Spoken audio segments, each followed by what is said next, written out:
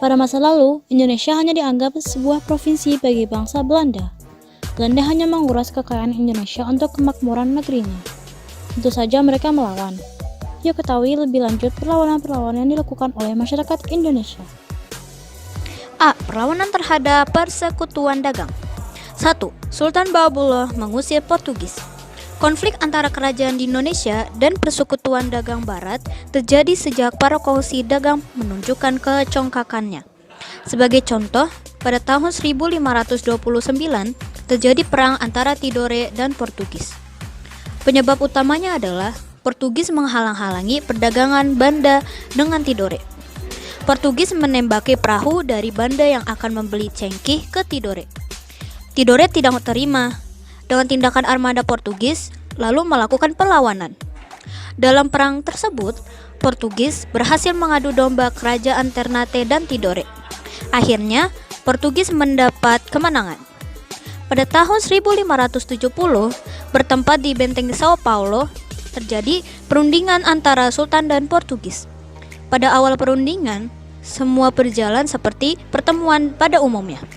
Namun, pada saat perundingan berlangsung, tanpa disangka-sangka, tiba-tiba Portugis menangkap Sultan Hairundan, pada saat itu juga membunuhnya. Kelicikan dan kejahatan Portugis tersebut menimbulkan kemarahan rakyat Maluku.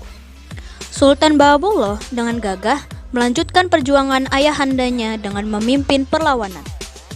Pada tahun 1575, Portugis berhasil diusir dari Ternate.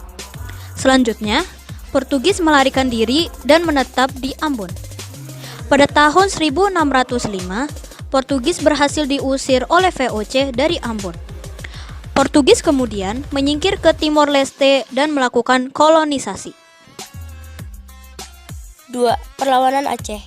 Pada masa pemerintahan Sultan Iskandar Muda, pada tahun 1607 sampai 1639, armada Aceh telah disiapkan untuk menyerang kedudukan Portugis di Malaka. Saat itu, Aceh telah memiliki armada laut yang mampu mengangkut 800 prajurit.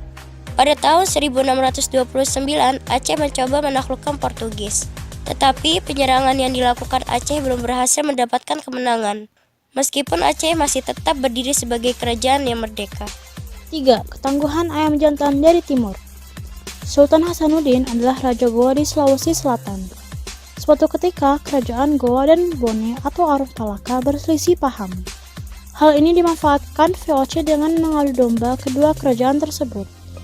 VOC memberi dukungan, sehingga Bone menang saat perang dengan Goa pada tahun 1666. Sultan Hasanuddin dipaksa menandatangani perjanjian Bongaya pada 18 November 1667.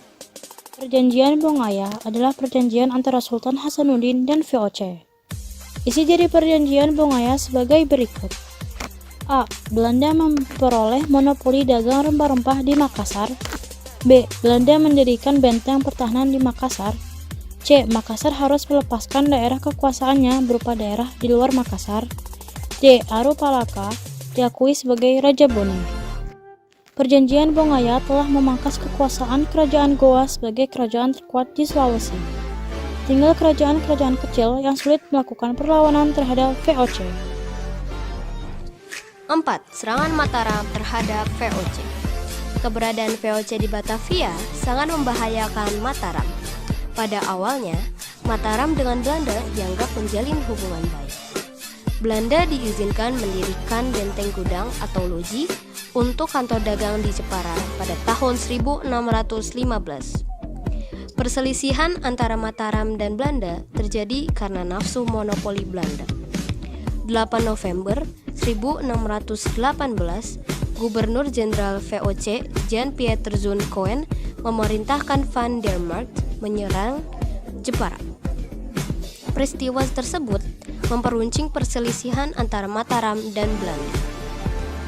Raja Mataram Sultan Agung segera mempersiapkan penyerangan terhadap kedudukan VOC di Batavia. Serangan pertama dilakukan pada tahun 1628. Pasukan Mataram dipimpin oleh Temenggung Bahu Rekso yang tiba di Batavia tanggal 22 Agustus 1628. Selanjutnya, menyusul pasukan Temenggung Sura Agul-Agul dan kedua bersaudara yaitu Kiai Dipati Mandorejo dan Upasanti. Serangan pertama yang dilakukan oleh Mataram gagal sehingga terpaksa pasukan ditarik kembali ke Mataram tanggal 3 Desember 1628. Mataram segera mempersiapkan serangan kedua dengan pimpinan Kiai Adipati Juminah, Kiai Adipati Puger, dan Kiai Adipati Purbaya. Serangan dimulai pada tanggal 1 Agustus dan berakhir 1 Oktober 1629. Namun serangan kedua ini pun gagal karena faktor kelemahan yang sama pada serangan yang pertama. Terima kasih atas data berikutnya.